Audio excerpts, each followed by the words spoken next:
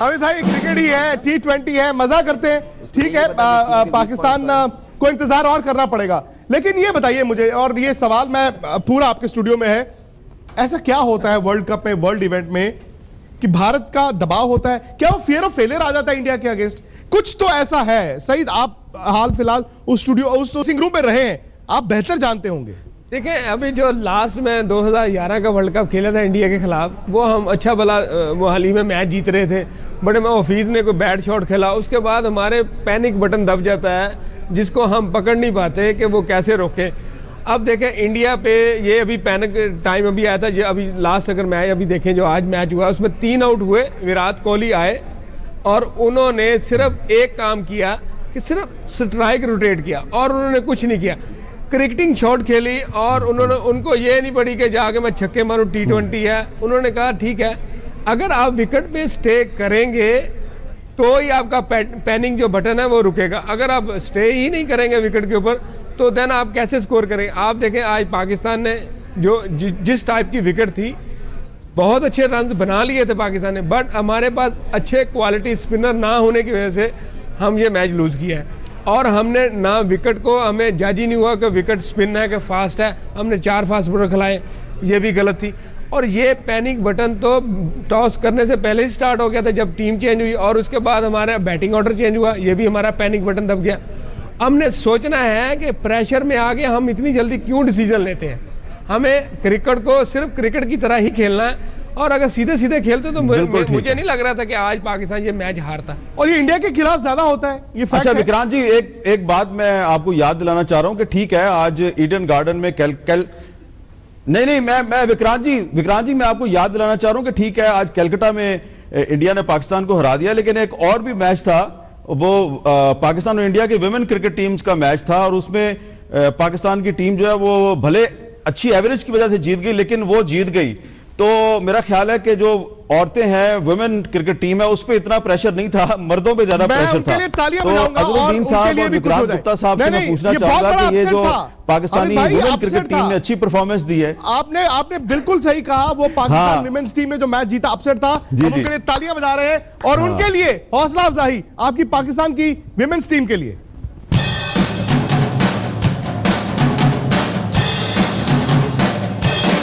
बहुत बहुत शुक्रिया आपका, बहुत बहुत शुक्रिया आपका, क्योंकि आज पूरा पाकिस्तान ये कह रहा है कि जो पाकिस्तान की औरतें हैं वो मर्दों से ज्यादा रिस्पॉन्सिबल हैं।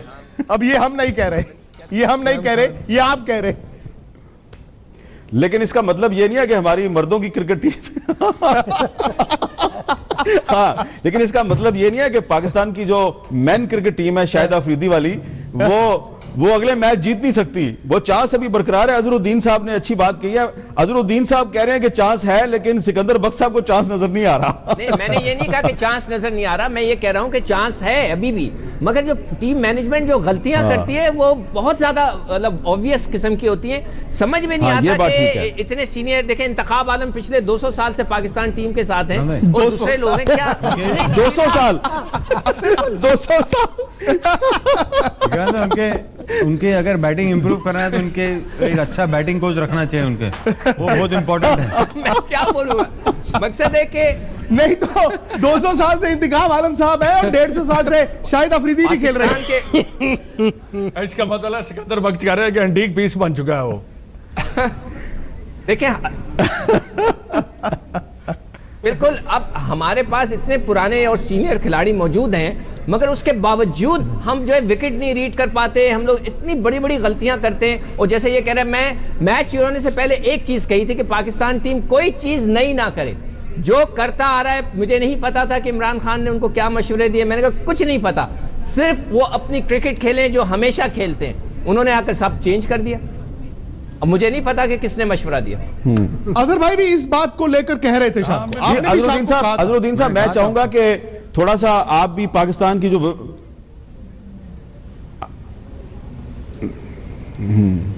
अजरुद्दीन साहब का भी हम चाहते हैं कि थोड़ा सा पाकिस्तान की जो वुमेन क्रिकेट टीम है उसके बारे में थोड़ा अजरुद्दीन साहब भी बात करें। नहीं देखिए, ये बहुत बड़ी जीत है आपके लिए, बिकॉज एक अपसेट है, जैसा विक्रांत भाई ने भी कहा था, बहुत बड़ा अपसेट है।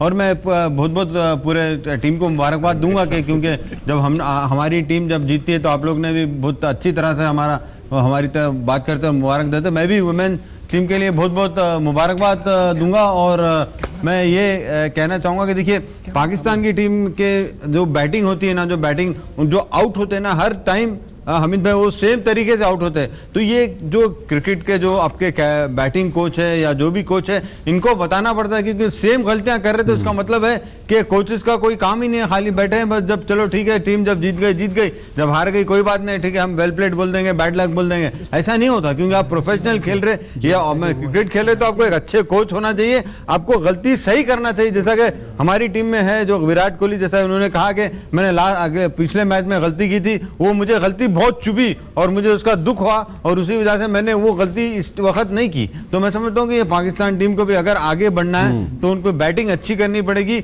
और जो पार्टनरशिप बनानी पड़ेगी। जो पार्टनरशिप जब नहीं बनेगी तो मेरे ख्याल में बहुत मुश्किल होगा रन बनना, और अच्छी टीमों के साथ जीतना बहुत मुश्किल होगा। अमित भाई, वो जो आप विमेंस टीम की बात कर रहे हैं, क्योंकि फिरोजा कोटला में मैच था और मैं इस समय वहाँ का वर्किंग प्रेसिडेंट हूँ, तो 1.5 घंटा मैंने मैच देखा था। आपकी बॉलिंग बहुत अच्छी रही और आपने इंडियन विमेन टीम को 100 के नीचे रोक दिया। उस तो विमेन्स टीम को जो ऑस्ट्रेलिया में हरा के आई है, तो उसको 100 के नीचे रोक दिया आपने। बॉलिंग बहुत अच्छी हुई आज आपकी, विमेन्स टीम की बॉलिंग बहुत अच्छी हुई और इसीलिए जो है विमेन्स टीम आपकी जीत गई। आपको बहुत बहुत बधाई, क्योंकि वो दिल्ली में ही मैच हुआ था जहाँ पे मैं दिल्ली का क्रिकेट चलाता हूँ थोड़ी बहुत। तो अमित भाई, ये सच है कि विमेन्स टीम ज्यादा जिम्मेदार है बनस्पत शाहिद अफरीदी की टीम से? हाँ, ये बात तो आप देखे ना, जिस तरह की गलतियां, सिर्फ इसमें शाहिद अफरीदी पे सारा मलबा मैं नहीं डालूंगा, लेकिन जिस तरह के सिकंदर बख्श साहब भी कह रहे हैं कि पूरी जो टीम मैनेजमेंट है, कोच है, वो लोग सिलेक्शन कमेटी जो है, इन सब ने आज देखें जिस तरह बैटिंग ऑर्डर चेंज किया। पिछले मैच में बांग्लादेश के खिलाफ मोहम्मद हफीज ने सबसे ज्यादा स्कोर किए थे, उसको 6ठे नंबर पे ले गए। तो मेरा ख्याल है कि जो हमारी विमेन क्रिकेट टीम है उस पे मर्दों का फोकस कम है, वहां पे मर्दों की इंटरफेरेंस ज्यादा है, वहां पे ज्यादातर फैसले वहां पे भी औरतों ने किए, इसलिए वो टीम जो है उसकी परफॉर्मेंस अच्छी थी। लेकिन ये जो शाहिद अफरीदी की टीम है, यहाँ पे बहुत बड़े बड़े मर्द जो हैं वो उन्होंने आज बहुत ज्यादा इंटरफेरेंस की। तो ये मेरा ख्याल है कि ये तो आज मानना पड़ेगा कि जो हमारी औरतों की क्रिकेट टीम है उस अमित भाई, ये जब भी बात हो रही थी कि जी हमारे जो पैनिक बटन पड़ता है, ये देखिए एक इंडिविजुअल पे भी फर्क पड़ता है ना। एक जैसे कि विराट कोहली एक इंडिविजुअल है कि जिसने ये फैसला किया कि मैंने पिछले मैच में गलती की, अब मैं आगे बढ़ूंगा, ठीक है। ये एक इंडिविजुअल प्लेयर्स पर भी होता है। हमारे प्लेयर का देखें कि मुझे हंसी आ रही थी आज कि उमर अकमल ने इमरान खान से शिकायत की कि मुझे ऊपर नंबर नहीं भेजते, वो भी मैच से 3 घंटे पहले। अच्छा, आप इससे अंदाजा लगाएं कि एक प्लेयर का मेंटल लेवल क्या होगा कि एक इतना इंपॉर्टेंट मैच नहीं, हो रहा लेकिन है। आप और इससे आप ये अंदाजा लगाएं कि जो आपकी क्रिकेट टीम है उस पर क्रिकेट बोर्ड का या सिलेक्शन कमेटी या कोच का कंट्रोल कम है, किसी और का कंट्रोल ज्यादा है। नहीं, किसी और का नहीं है, ये इंडिविजुअल्स की बात हो रही है ना कि इंडिविजुअल्स इतने स्ट्रांग होने चाहिए मेंटली कि उन्हें पता होना चाहिए कि ये मैच कितना इंपॉर्टेंट है। इधर इस किस्म की बात नहीं होनी चाहिए। लेकिन हामिद भाई, अगर देखें ध्यान से, उन्होंने कहा कि मुझे नहीं पता कि स्ट्रांग पॉइंट्स कौन से हैं और जी सॉरी जी, क्या कह रहे हैं आप? क्या कह रहे हैं? मैं कह रहा हूं कि ठीक है, आप इंडिया पाकिस्तान से थोड़ा अलहदा हो। जो कल इंग्लैंड ने मैच जीता, मैं आपको ये कहना चाह रहा हूं, जो वेस्ट इंडीज ने मैच जीता, दरअसल देखा जाए T20 के लिए पिचेस तो उस तरह की चाहिए। हाँ, बहुत अच्छा मैच था, बिल्कुल। हाँ बिल्कुल, क्रिकेट को क्रिकेट बिल्कुल सही कह रहे हैं। और पाकिस्तान ने बांग्लादेश से मैच जीता। हाँ, वो भी अच्छा आपको याद करवाए ना, अच्छा विकेट था, वो भी बांग्लादेश से भी जीता। मेरे ख्याल में इंडिया और साउथ अफ्रीका की जो इंडिया और साउथ अफ्रीका की पिच बनी थी, मेरे ख्याल में बॉलर तो उसको खेलने नहीं चाहिए थे वहाँ पे। बॉलर तो बेचारे थे वहाँ पे, उनको तो पता ही नहीं चल रहा था कहाँ पे बॉल करना है। और मेरा ख्याल है उसमें एक अच्छी बात यह थी कि क्रिकेट बहुत अच्छी देखने को मिली है। बॉलर ने बहुत ज़्यादा एफर्ट की, इवन वर्ल्ड क्लास बॉलर भी उसमें खेल रहे थे, उसने भी बहुत ज़्यादा एफर्ट की। बट अनबिलीवेबल बैटिंग दोनों तरफ से, अटैकिंग क्रिकेट। और यही T20 का एक खेला। ये जो आज की पिच थी, ये तो T20 का मज़ा तो इसमें बहुत कम नज़र आया। बट ये है कि जो कल मैच हुआ और उसके बाद 230 रन चेज करना, ये सबसे अच्छी बात थी इंग्लैंड की पॉजिटिव, कि उन्होंने फर्स्ट बॉल से अटैक किया और मेरे ख्याल में जो वो सोच के निकले थे और उन्होंने वो उसको पूरा किया और बहुत ही अच्छी, वेल डन इंग्लैंड में एकदम। अच्छा विक्रांत जी, टाइम खत्म हो जाएगा। विक्रांत गुप्ता जी, मैंने आपको एक बात कन्वे करनी है। ये जो अभी हमारी पहले डिस्कशन हुई, इसमें आपने जो पाकिस्तान की वुमेन क्रिकेट टीम के लिए ताली बजाई और तारीफ की, तो मुझे ब्रेक के दौरान बहुत मैसेजेस मिले हैं पूरी दुनिया से। जो पाकिस्तानी व्यूअर्स हैं, क्रिकेट फैंस हैं, वो आपका, मदन लाल साहब का, अजरुद्दीन साहब का और चेतन जी का बहुत शुक्रिया अदा कर रहे हैं कि आपने पाकिस्तान की वुमेन क्रिकेट टीम को एनकरेज किया है। और कुछ इंडियन फैंस जो है वो शुक्रिया अदा कर रहे हैं कि हमने इंडिया के जीतने पे आपको मुबारकबाद दी है।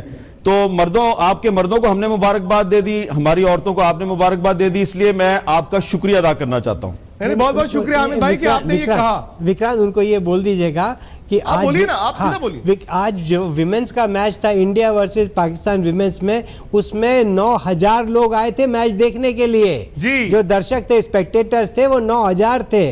और हमने करीब 4,000 बच्चे और बच्चियां जो थी, हमने खुद अपने टिकट दिए उनको। 50 रुपए का टिकट हमने खरीद के एसोसिएशन की तरफ से हमने उनको दिया, जिससे कि वो लोग आए और इंटरनेशनल मैच देखे। तो बड़ी खुशी की बात है, लगभग 9,000 स्पेक्टेटर्स जो है वो मैच देखने के लिए आए थे India versus Feroz Shah Kotla cricket ground पर। लेकिन यह है कि सिकंदर भाई, यहां से अब लड़ाई शुरू होती है। ये आज तो इंडिया पाकिस्तान बहुत बहुत शुक्रिया, लेकिन लड़ाई इन दोनों टीमों के बीच रहेगी। Race to semifinal. लगता है कि शायद न्यूजीलैंड क्रैक कर जाएगी। न्यूजीलैंड अगर बांग्लादेश को हरा देगी, बिल्कुल एक टीम की लड़ाई रहेगी, India, Pakistan, Australia.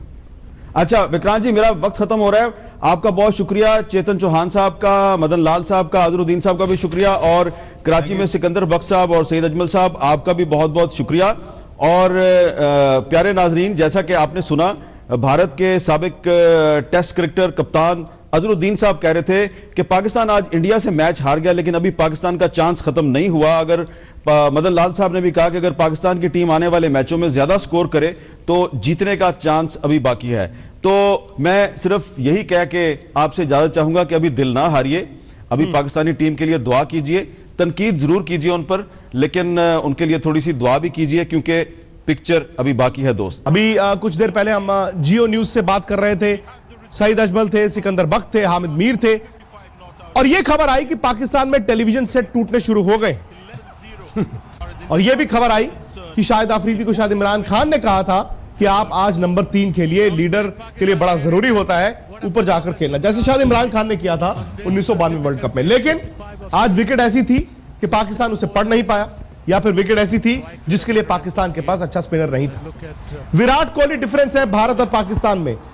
Virat Kohli difference रहते हैं भारत और बाकी टीमों में भी। न्यूजीलैंड के खिलाफ वो आउट हो गए थे, और आज मैच जिताने के बाद उन्होंने कहा कि मुझे वो पारी नहीं भूली थी, मैं जिस तरह से आउट हुआ मैं उसको भूल नहीं पाया, और मैंने सोचा हुआ था कि मैं गलती नहीं करूंगा।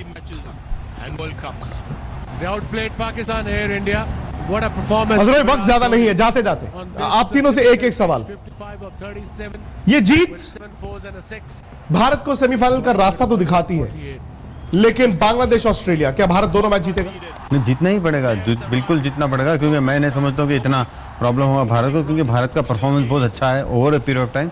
तो मैंने समझा इतना प्रॉब्लम होगा, बट जैसे ऐसे खेल रहे, जो बैटिंग विराट कोहली को 100% विकेट पर रहना पड़ेगा, जब तक वो विकेट पर रहेंगे इंडिया का हारना बहुत मुश्किल होगा। देखिए क्या कि मुश्किल पड़ाव से भारत निकल गया, ये मुश्किल पड़ाव था। अब नेक्स्ट 2 मैचेस है। अब देखिए बांग्लादेश को हम लाइट नहीं ले सकते, बट लाइट नहीं ले सकते।